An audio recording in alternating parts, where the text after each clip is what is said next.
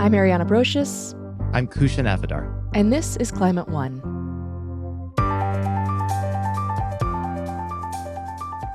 There's been a big increase in the number of billion-dollar disasters in the U.S. In just the last 5 years, those events have killed more than 2,500 people and caused damages costing nearly $150 billion per year. Scientists have made clear that climate change is increasing the frequency of some kinds of extreme weather that lead to these major disasters. And we know we're in for more severe disasters, especially since we aren't cutting emissions at the rate we need to. There are actually people who study disasters and our response to them. Ariana, you interviewed a disasterologist, right? Yeah, that's right. Samantha Montano. She literally wrote a book called Disasterology. We'll hear my conversation with her a bit later on in the show. And, when we were coming up with this episode, part of what we wanted to highlight is the fact that long after the news cameras have moved on from a disaster, people are still dealing with the recovery physically and mentally for a very long time. Absolutely. And providing mental health care for people after disasters is critical. It can really change the trajectory of their recovery. Right. And to be honest, this is kind of a hard episode. It's difficult to listen to people's stories of loss and of trauma, but it's kind of educational too, because honestly, if I were in a disaster, I don't know what I would do first. And so for me, hearing these stories has helped me feel a little bit more prepared. Yeah, Ariana, and for me, it's a reminder that the truth is, even if we've been fortunate enough not to have lived through a major disaster, we all probably know someone who has. Ralph Hamlet knows what it's like to live through a disaster. A few of them, in fact. He's a retired professor and current alderman in the town of Canton, North Carolina. He was born and raised there and has lived there most of his life, close to the Pigeon River. The town sits more than 300 miles inland from the Atlantic coast. And growing up, Hamlet says he took comfort in that. In grammar school, I was told, as other students were told, the mountains protect us from hurricanes, from tropical storms. And I lived with that understanding, if you can call it that, up until 2004, when we were hit with Hurricanes Francis, and then 2 weeks later, Hurricane Ivan. Mm-hmm. And it dispelled that myth somewhat. But many people said, well, this was a fluke storm. It wouldn't happen again. But since I experienced it every time a hard rain came, I had this sense in my soul that it could happen again. And he was right. In 2021, when he saw the forecasts for Tropical Storm Fred, Hamlet was keeping an eye on things. But events moved much faster than he expected. I was with my daughter, who had just graduated from Montclair University up in New Jersey. And we were doing what fathers and daughters do. We were watching Lord of the Rings for about the 1,000th time. And I'd popped some popcorn, and we were keeping track of the weather. As a matter of fact, we walked the 500 feet, if it's that much, to the river to see how it was doing. And it wasn't rising. It was stable. We saw patches of blue. The weather forecast said clear skies were coming and there would be a break in the rain. So we kept watching what the storm was doing while we kept watching Lord of the Rings. And we went out the last time and I heard the gurgling of runoff. You've heard a percolator or a coffee pot making coffee, and that sound when it gets to the bottom, that was the sound, but magnified. And I said, we've got to leave it. And I went to move my car out of my garage. I was going to move it to an elevated place. By the time I had gone down the steps towards my car, the car resembled the Titanic. Wow. It upended. And I barely made it back into my house. It was that quick. The water just showed up. The water just came. Yes, it did. And from the gurgling in the front to my walking through the house to the back door, down some steps. The car was gone. Wow. Wow. So my daughter screamed because our basement steps fell through, and there was this ungodly crash of things in my basement just being shattered. And we very quickly moved our pets to the second story. And we were evacuating. And my daughter had a friend who also was in college, and my mother had passed, and we were going to allow her to live in my mother's home. And she was stranded. This was her first day in that home. And she was stranded because she had lost her cat. And we heard the young lady who was next door screaming. The mayor of Canton, who Hamlet knows and works with as a city council member, had been checking in on his sister, who lived nearby. He called Hamlet to confirm he had evacuated. When he hadn't, Mayor Smathers rushed to help. And the mayor was probably 40 to 50 feet in the opposite direction from the river. So he yelled at me, basically saying, "Hamlet, what are you doing?" And I think I said, "I'm doing the best I can." And the mayor forged through the water. I think he would resemble probably Moses splitting the Red Sea with no thought to his own safety. And he helped all of us get to dry land. That's amazing. Heroism in all of us, right? So thankfully your family friend, and even the pets made it out okay. So the flood was 3.5 years ago. I can't imagine where you even begin, frankly, when something like that happens, when you've just sort of lost everything so quickly. But since you've had this time, where are you now in the paperwork, insurance payout, any of that process? Well, it's very interesting that you asked that question, Ariana, because yesterday I received a notice from the town of Canton, and it is a notice that my house is in need of repair. And it says my home is uninhabitable.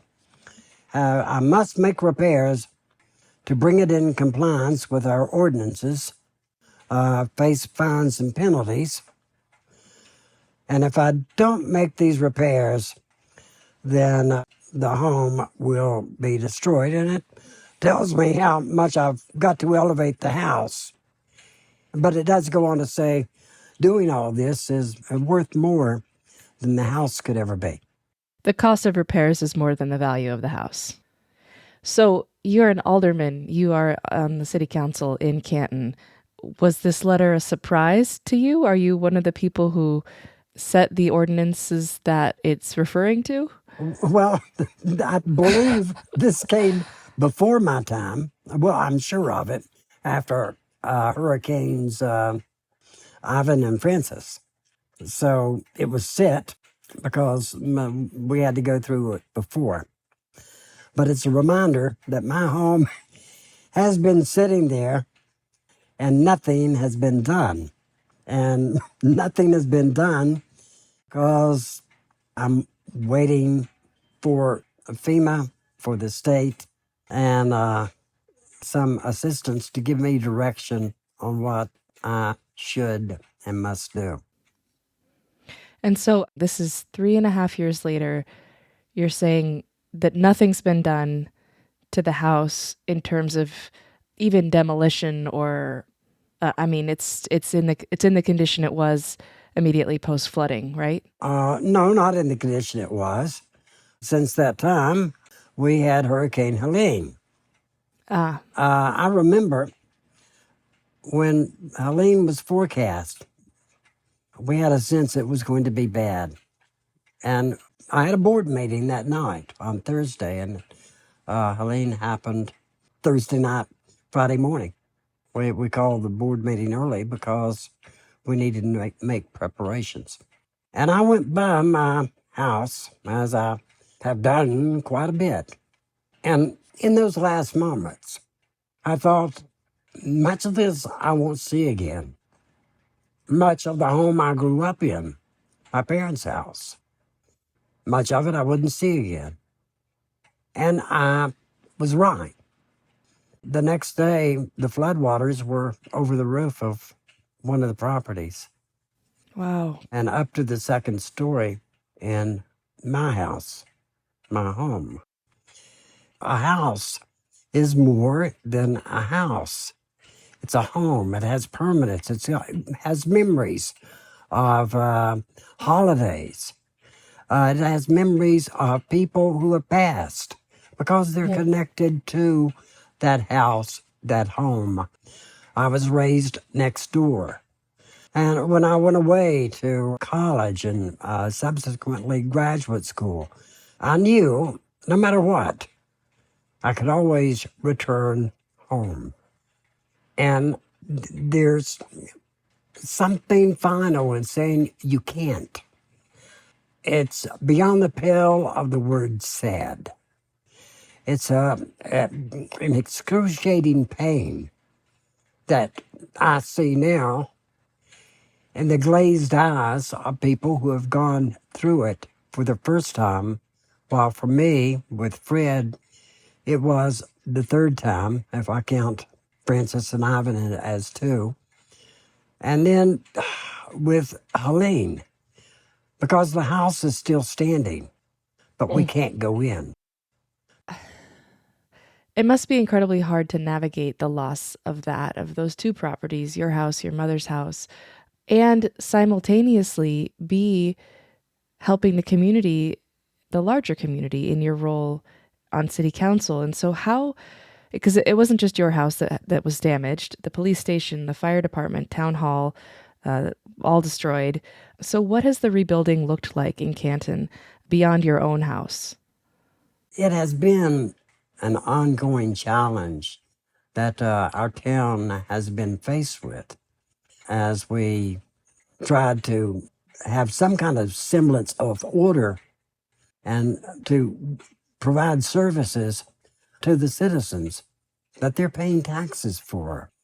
And, away from the river, maybe it's hard to understand because people want their garbage picked up. They want potholes to be filled. They want police there, firefighters there. But the toll it took on all of our workers, and is still taking on our workers, as they provide the necessary services for people, services that they deserve and rightfully expect. So the challenge has not stopped since Fred.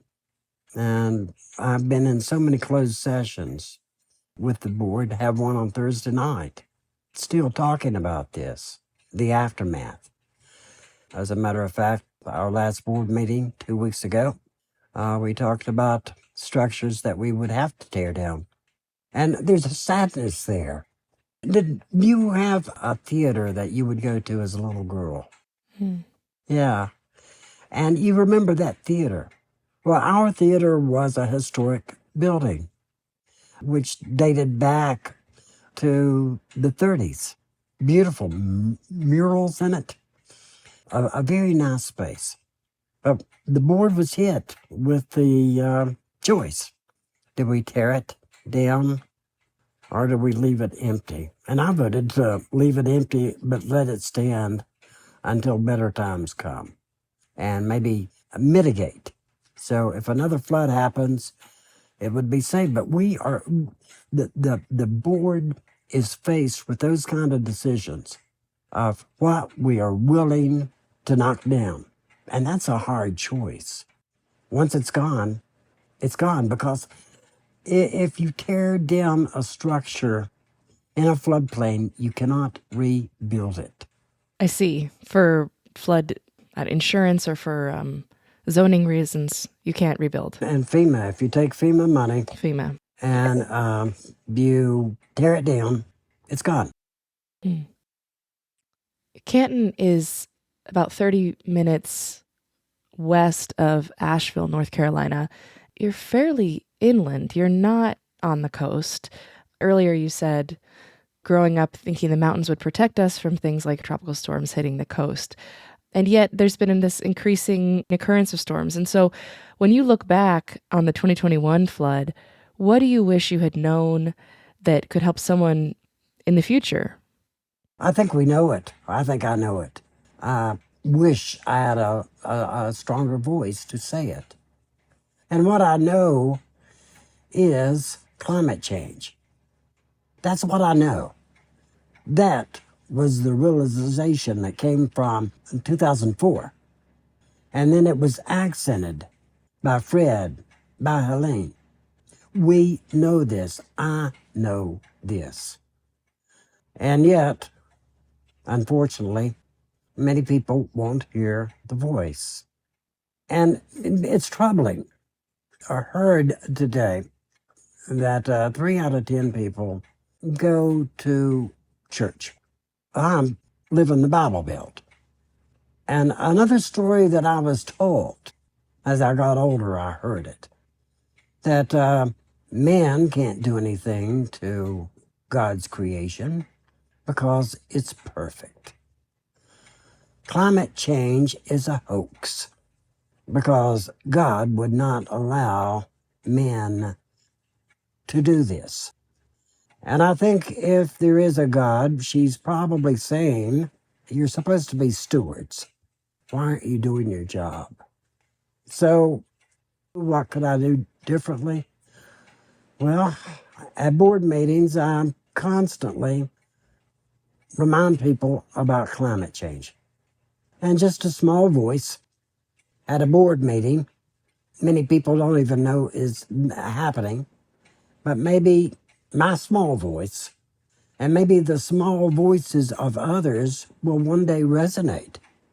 And people will say, it's about time. It's past time. And I'm encouraged by programs such as yours that people may once and for all listen and take those hard steps which are necessary if we're to survive as a species, let alone other species. That's a wonderful point to end on. Dr. Ralph Hamlet is an alderman in the town of Canton, North Carolina, and professor emeritus of political communications at Brevard College. Thank you so much for joining us on Climate One. Thank you very much for having me.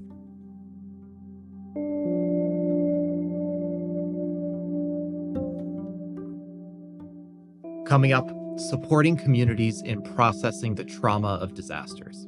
We don't want our legacy to be PTSD and alcoholism, domestic violence, divorce, strained relationships, childhood adversity. We want to move the needle towards resilience and recovery, and we have to provide mental health support to do that. That's up next on Climate One. Help others find our show by leaving us a review or a rating. Thanks for your support.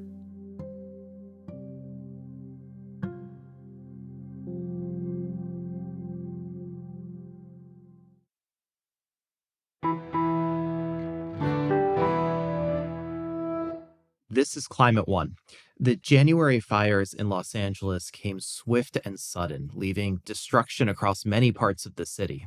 But for those affected, once the fires were put out and the skies cleared, the challenges of navigating the aftermath continued. Haley Geller was at her home in Pasadena with her husband and their 2-month-old son the night the fires started. My name is Haley Geller. I am a 37-year-old new mother living in Pasadena with my husband and my new son. We moved to Pasadena to this lovely little neighborhood called Daisy Villa in May of 2024 when I was actually still pregnant. And we rented this adorable little house and we met all of our neighbors, and it was really sweet and wonderful to live there until about January 7th of 2025, when We were all at home and the wind was just so scary, howling like crazy outside. And this house that we rented is pretty old. So, our windows were rattling. The door actually blew open to our laundry room. Our outdoor sofa flew across the yard. It was really, really scary. Just the wind was really scary. And so we were already thinking that maybe we might want to leave. Maybe we want to go to my sister's house in Santa Monica. Maybe it was better there. But we decided to hunker down and, it's scary, but we're inside and it's fine. And then around maybe like I think maybe around 7 p.m., I walked outside to get something from the car. And I was being blown right and left. It was crazy. And as I walk up to the car, I look up. We're right at the base of these beautiful foothills of Eaton Canyon. We live on Eaton Drive. And I look up at our foothills and right at the Edison transmission power lines, there was a fire. So we saw it really, really early. I ran back inside.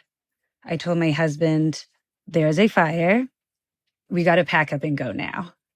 And so we pretty frantically threw a whole bunch of stuff in suitcases. And by the time we were done with that, our house was already filled with smoke.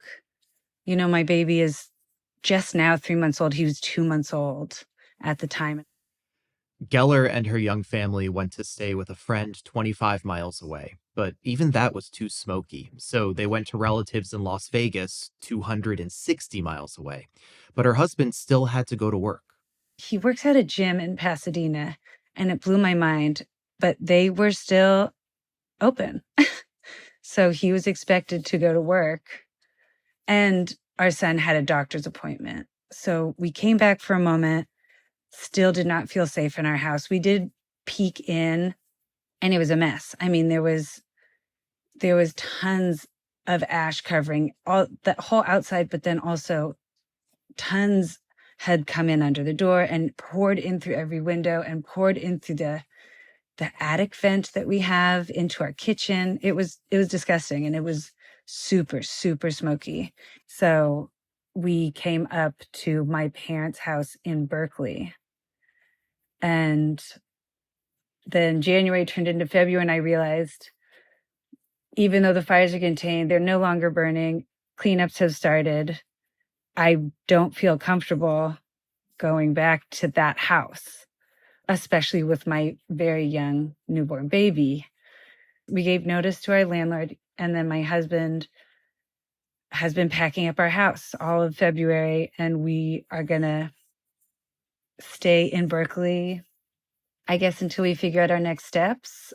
I think we're still existing in kind of a survival mode. We just got reunited last night was the first time I saw my husband since I think January 24th.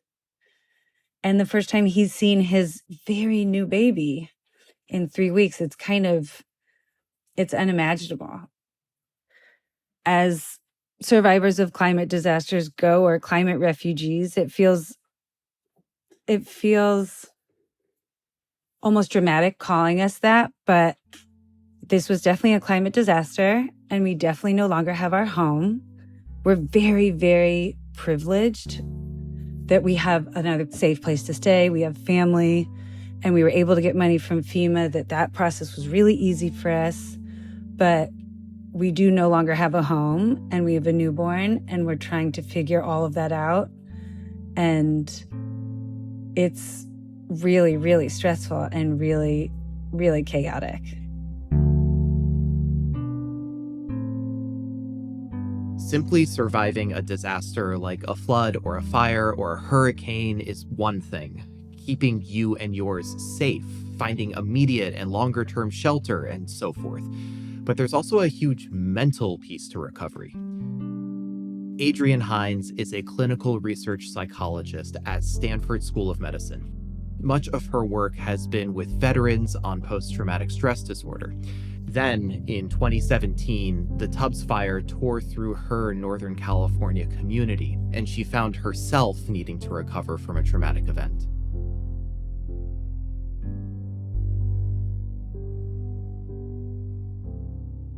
Basically, there was a massive firestorm that was a series of fires, not just one, but in the area where I live, it started in Calistoga and had hurricane force winds that pushed it through to urban communities that would never imagine burning. And at that point, there was just no blueprint or roadmap for how to recover from a wildfire of that scale. We didn't have just one mega fire, we had several. So one happened in 2017, but then we had the 2019 Kincaid fire, followed by the 2020 Walbridge fire. And it hijacked our sense of safety and violated our expectations for how things were supposed to be. And that really, at a certain level, produced existential dread and uncertainty that was hard to grapple with. Yeah. And for you, as somebody who had worked with veterans and PTSD, for you, suddenly you're trying to take what you learned and put it into a new framework, right?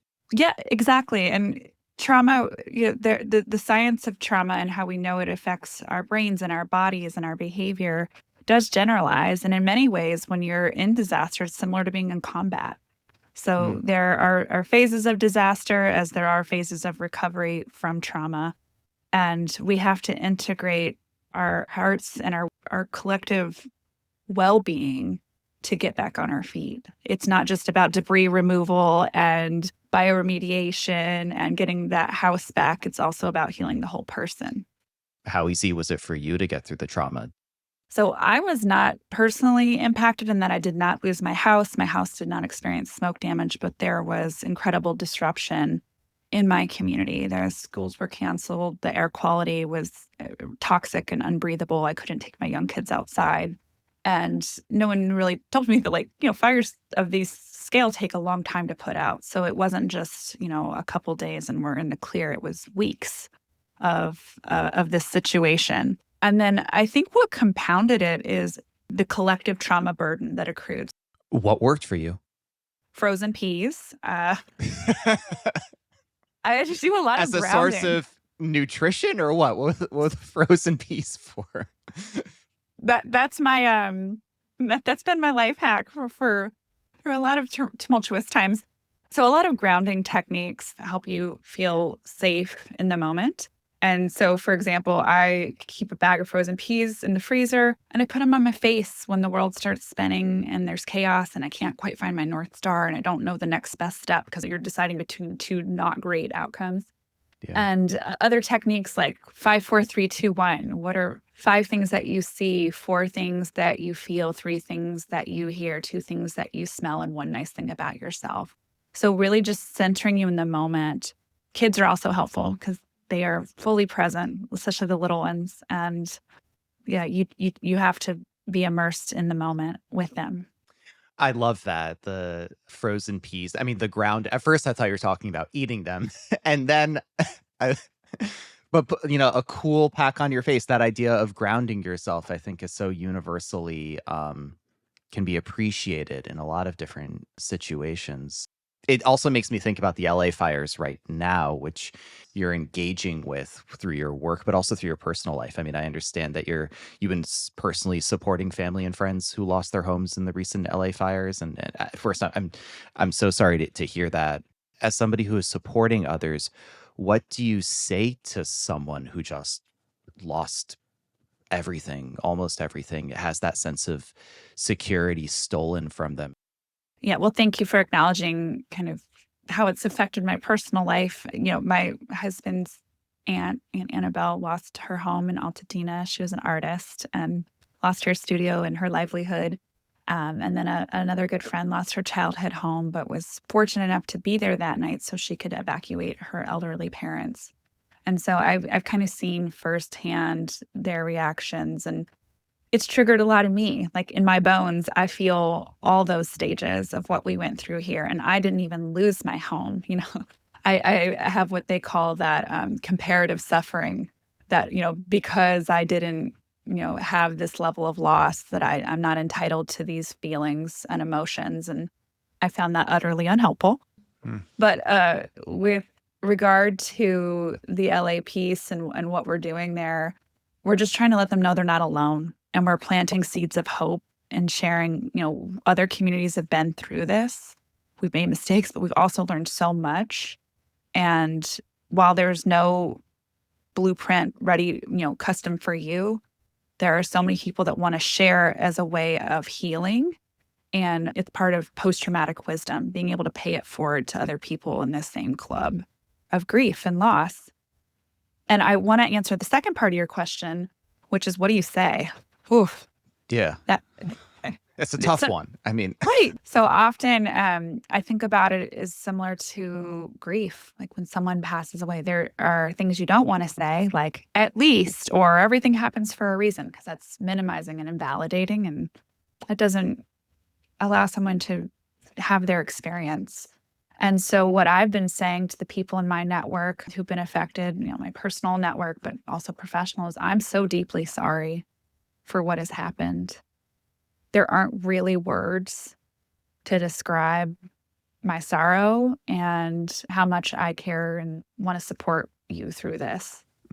I don't expect any type of response, but please know I have your back. I'm going to check in on you. I'm going to see if you want a gift card to DoorDash this day. I'm going to send you a bag of clothes that I know are going to fit you because we used to share them in college. I'm going to probably come down and watch your kid for a couple days so that, you can go get a massage or take care of insurance. It's whatever you want to do. But they're going to be with someone who loves them and knows them. And so it's a concrete, actionable form of support, because just saying, oh, let me know how I can help. You put the onus on the survivor to figure out how the help they need when it's a time of overwhelm. You and I have talked once before, and you mentioned something that has also stuck with me, which was the 3 H's. Do you remember that?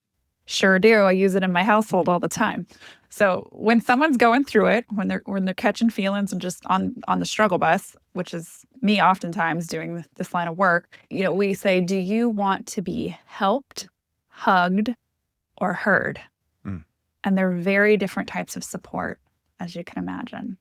Yeah. And you're allowing the other person to tell them what they need versus presupposing, which was, I think, part of what stuck with me when you first said it. When it comes to surviving a disaster, how are some ways that trauma often shows up for people?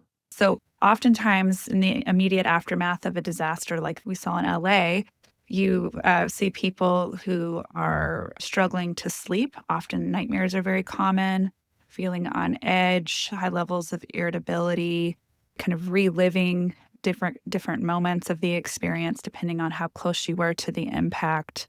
There might be an uptick in drinking or using substances to cope, and then strain on relationships. And also for caregivers and parents, there's an extra layer of how do you put on your own oxygen mask so that you can take care of the people that you love.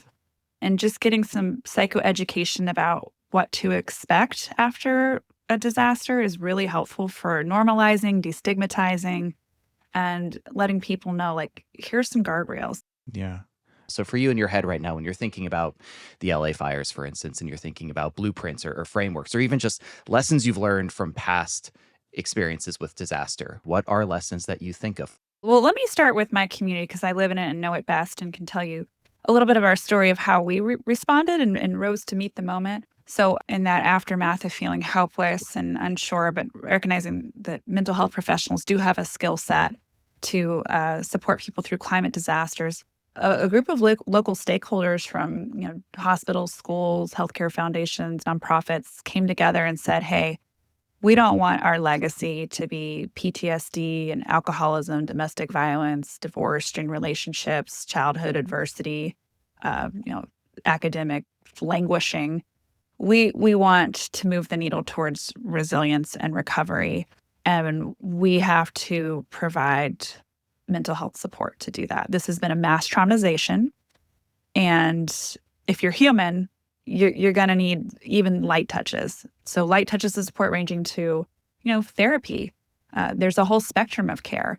And so we got together and held several sessions over pizza after work hours, and we designed the Sonoma Wildfire Mental Health Collaborative. And we rolled out a multi-pronged approach to supporting community health because there's no one size fits all. Everybody has different needs. So the first was a mental health app called Sonoma Rises. And that had a lot of support around coping with grief and loss, irritability, transitions, problem solving, self-care, and had special content for teens because teens were disproportionately affected by having their schools damaged and also losing their homes. And we had that in Spanish as well. And then we also trained the workforce. How do we get people in our workforce in shape to help folks through this mass traumatization? So we trained therapists and also paraprofessionals like clergy and nurses and teachers on how to deliver skills for psychological recovery, which is an evidence-informed protocol for getting people back on their feet in the months to years after disaster.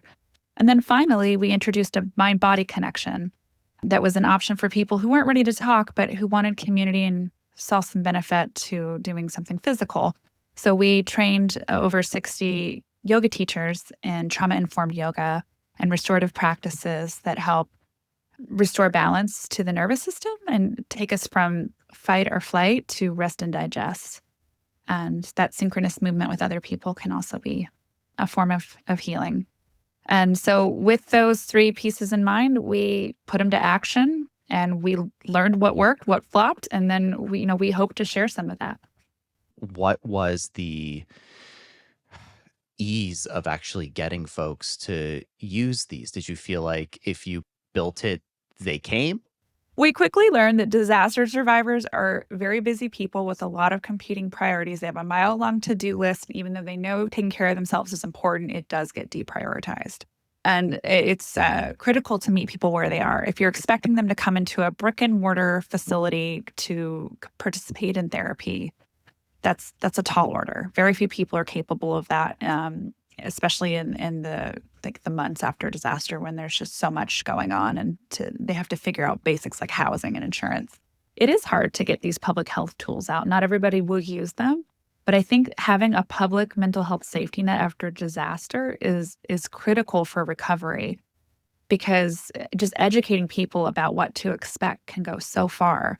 And then having resources that are convenient and accessible, that's everything. I guess a piece of it that keeps popping into my mind with what you're describing with connecting people to resources is disadvantaged communities. I imagine it's hard for people who are within those communities to have enough time, resources, anything to find what they need. Yeah, we're like in the same ocean, but different boats. Some people have yachts, other people have canoes, and some in between. And it's critical to meet these vulnerable populations where they are and integrating care into places that are convenient where they already have to go. So I've seen success in making home visits, getting mobile clinics to just go to folks' homes and places where, they are sheltering. That's very effective.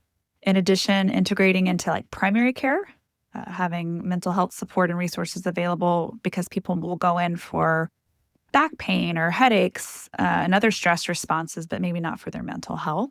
And then in addition, getting into the schools, because these are places in the community where teachers know exactly what students need to recover. They're seeing the challenges, and they're also seeing the facilitators of what's helping and what's hurting.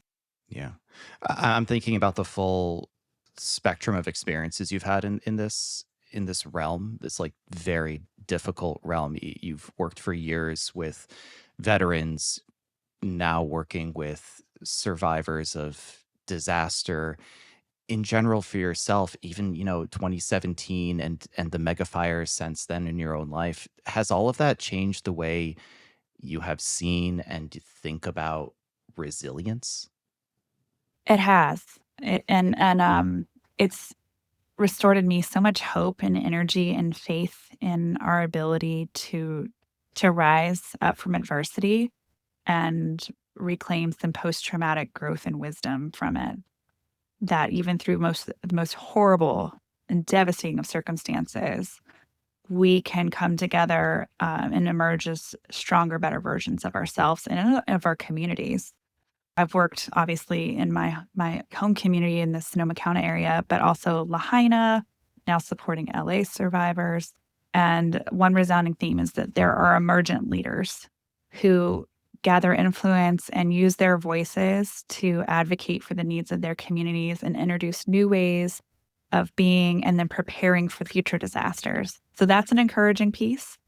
And other lessons I've learned, especially from, deploying to Maui and seeing just the aloha spirit, one of community and the thinking about principles of aina, like of the land and the reciprocity we have with it, and using the land for healing and to bring back community connection.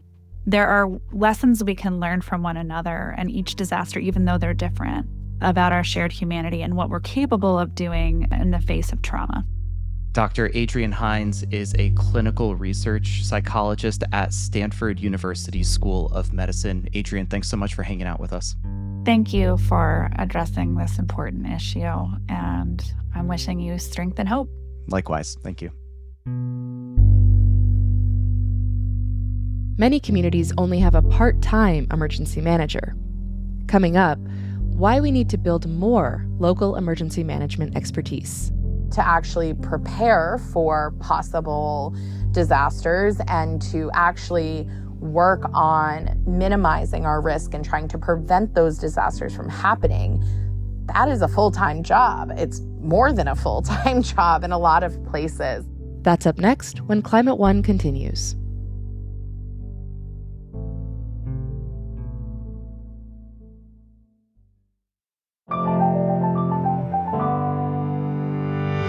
This is Climate One. I'm Ariana Brocious. And I'm Kushan Avidar. When disasters happen, most people expect the Federal Emergency Management Agency, FEMA, to come in and pick up the tab. But FEMA is not without problems. Right. It can be hard to get those funds, and they're often insufficient for full recovery. There's also been reporting in recent years about how a disproportionate amount of FEMA's payouts go to white and wealthy Americans. Recently, as part of his initiative to cut the size of government, President Trump has threatened to scrap the agency entirely. Samantha Montano has a doctorate in emergency management and is the author of Disasterology, Dispatches from the Frontlines of the Climate Crisis. She says, in spite of FEMA's flaws, eliminating the agency would do more harm than good.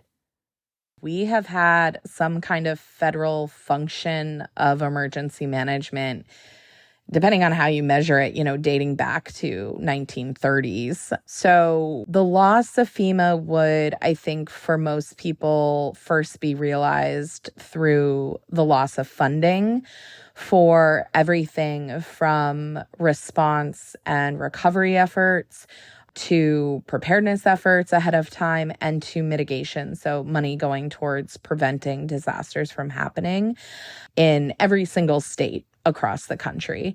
And some of that financial loss would need to be made up by the state. And I don't think it would be possible for many states to make up that funding. So you're looking at going without those programs and without preparedness efforts and going without mitigation efforts and going without fully recovering communities. There's also kind of like another issue here, and that is the role that FEMA plays in coordinating responses, right?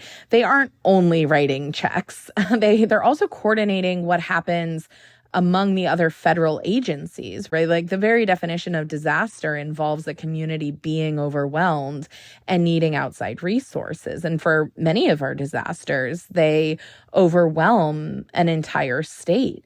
If you think of just like Helene recently, right? You have this multi-state response that has to happen. If every single governor was completely on their own to manage that, there's no way, right? You need a mechanism higher than the state level to help coordinate that. That has to come from the federal government. So the immediate effect on any kind of major response in the country would be significant, and including loss of life because you don't have those coordinating systems in place. A third kind of bucket here, which is the expertise that is held within FEMA, right? You have, I'm from Maine, for example, and we do not get disasters very frequently, and they've tended to be, knock on wood, on the smaller side of things. And so within the state of Maine, we have people who do emergency management. We have some emergency management expertise, but it's nowhere near what Florida has or what California has. Right. And so for a state like Maine to be able to turn to FEMA for that extra expertise is invaluable. So those are kind of like the big ways that eliminating FEMA would lead to chaos, really, across the country next time we had a disaster. Yeah, and they're happening with increased frequency as we're seeing more of this climate shocks, the kind of warming writ large having multiplier effects on things that are occurring in our sort of regular weather cycles. So there are lots of stories of FEMA's shortcomings, of the agency paying out disproportionate amounts to people after disasters. Is there any truth to the claim that FEMA is just broken? Look, the reason that I got into emergency management was because I thought FEMA was not working. So I am fully on board with the idea that there need to be changes within FEMA. I wrote an entire book about it. I study it every day. I advocate for it publicly and have for the past 15 years or so. So yes, there does need to be changes within FEMA. I do not believe that FEMA is fundamentally broken and unfixable.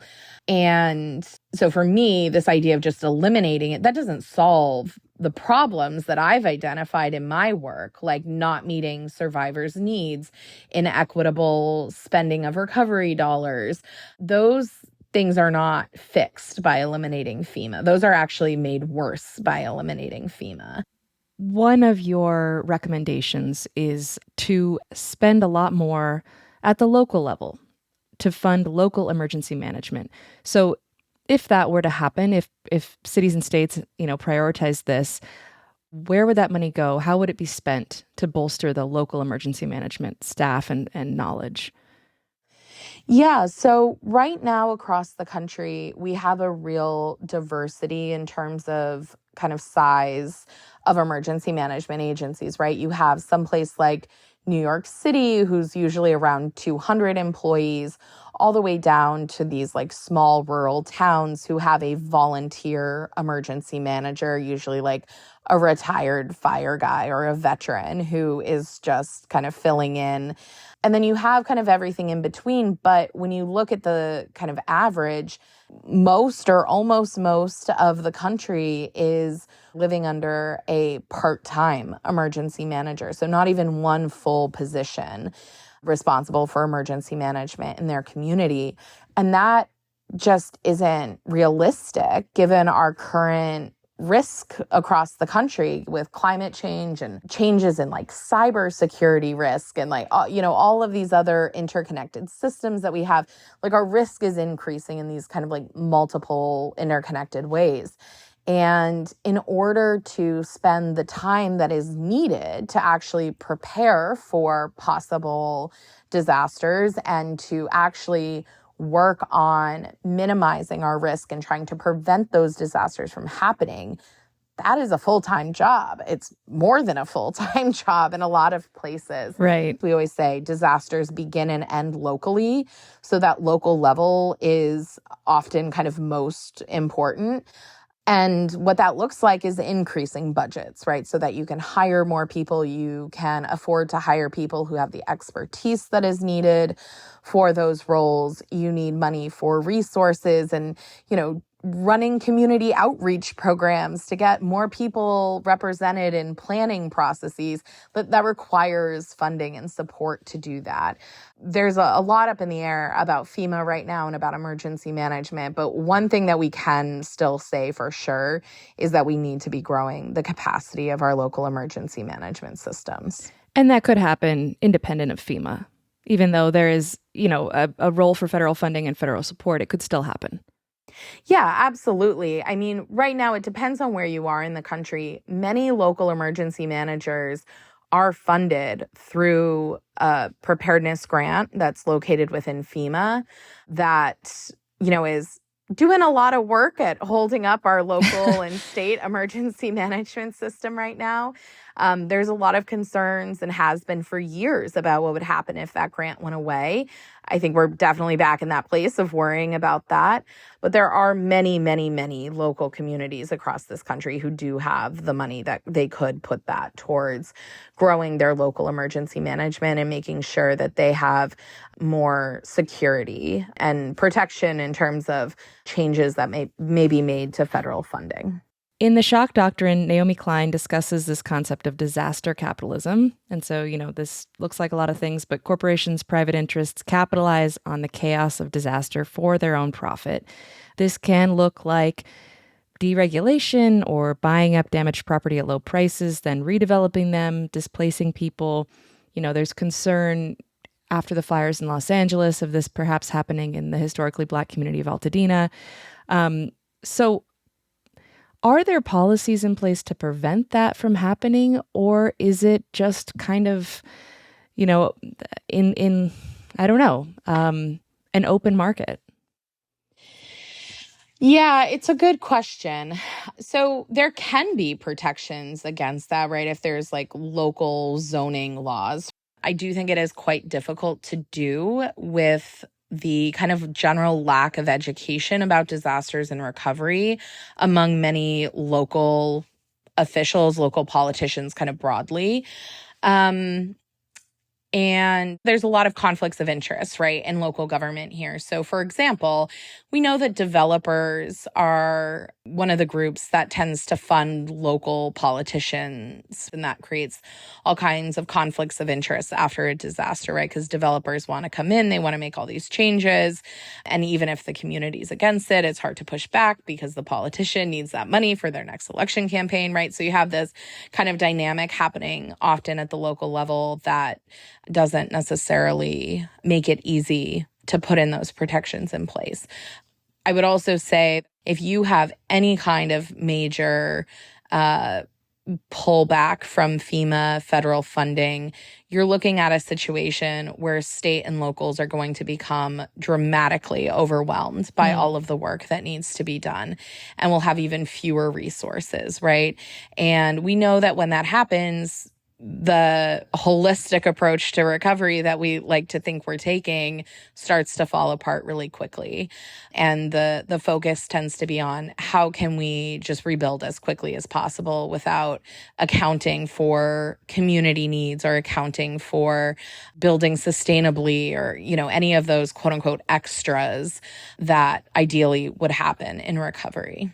Yeah, you're touching on so many things there. And we had a recent episode actually right after the Los Angeles wildfires and talked to someone who's very familiar with disaster recovery and talked about how difficult it is to do any kind of changes really immediately following, that really the time for that is ahead of the disasters because it's a time after everybody just wants to go home. So it sounds like local community organizing is really imperative to kind of pre-planning and being able to better respond after a disaster. How can we create a more disaster literate public? One of the things that I would really advocate for is developing more disaster curriculum at the K through 12 level, right? We already do this for some things. So like, for example, you've probably had your fire department come and teach like stop, drop, and roll, right? But there is so much more that we could be teaching in terms of like, why disasters happen, how we respond to them, how we prevent them, starting young, right? And there's other countries that do that, right? Where there is a greater kind of like culture of understanding disasters and understanding, what each person's role is in responding to those.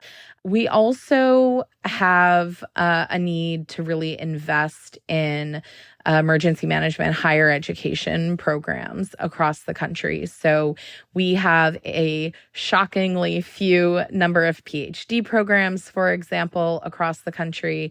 And There are a number of undergrad programs, but there's all kinds of ways that we need to build those programs and make them more standard and kind of better across the country. This is in some ways, this is playing the long game, right? These are the people then that you want going into these emergency management positions across the country. And then there needs to be better communication and education with the general public, right? It can be tough to find good and reliable information about disasters when they're happening, certainly before and after. And so that's a kind of a situation where you need to build out disaster journalism and build out clear pathways of communication between emergency management and the public. Yeah, I was thinking about this almost as a parallel, like voting, and how much communication I, as a citizen, receive about my polling place, like where is the place that I'm supposed to go, when are the essential dates that I have to prepare, I have to submit my registration, I have to do this and that, and we have mail ballots, where do those go? And thinking about could a parallel effort look like that, for example, I live in Southern Arizona, in the event of a heat emergency, here's your cooling center. Here are the resources, just a similar kind of preparation that makes it more common knowledge.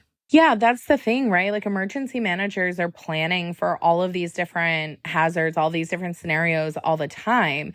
But the public often does not know what those plans are or where to even find information about those plans, right? So that is even kind of the most basic thing about emergency management that you would want the public to know. And we don't know it. One thing I'll add, too, is that most people that I encountered don't know anything about their local emergency management agency. So for listeners, do you know who your local emergency manager is? Do you have a local emergency manager? Do you know how to find them and seek information out from them in a crisis? Another fun thing you can do, and I say fun sarcastically, is go look up your town's budget and see how much money they are putting towards your emergency management agency if you have one. And I think unless you're in New York City, I think you're going to be pretty shocked at how little is being spent, especially when you compare that to other things in that local budget. When you consider the kind of stakes that we have in terms of having a well-established emergency management agency in your community. Yeah. Okay, homework for people. So we know there are things people can do. We've heard more about this, of course, in the wake of some of these fires and hurricanes. Have a go bag, sort of plan ahead, know what's in your house in the event that you lose your house and your possessions. But you've also said one of the best ways to start preparing for an emergency is to bring your neighbors a basket of muffins. Why is that? Yeah, so this is another little saying we have in emergency management, right? Getting to know your neighbors is really critical. In a disaster, you are more likely to be rescued by somebody you know, whether that's family or friends, as compared to, a formal search and rescue team. And the reason for that is because when a disaster happens, we don't just sit around waiting for help to arrive. We all spring to action. And so, if you're in an earthquake and your house falls in on you, it's going to be your friends and your family and your neighbors who know that you were home and are buried under there, right? And can get to you most quickly. Building that social network around you, whether that's your neighbors or your colleagues or your friends or your family, is a really critical element of emergency management across all the phases. Samantha Montano is author of Disasterology, Dispatches from the Frontlines of the Climate Crisis, coming out in paperback on March 4th. Samantha, thank you so much for joining us on Climate One. Yeah, thank you for having me. And that's our show. Thanks for listening. Talking about climate can be hard and exciting and interesting, and it's critical to address the transitions we need to make in all parts of society. Please help us get people talking more about climate by giving us a rating or a review. You can do it right now on your device, or you can consider joining us on Patreon and supporting the show that way. Climate One is a production of the Commonwealth Club. Our team includes Greg Dalton, Brad Marshland, Jenny Park, Austin Colon, Megan Basilia, and Ben Testani. Our theme music is by George Young. I'm Ariana Brocious. Thanks for listening.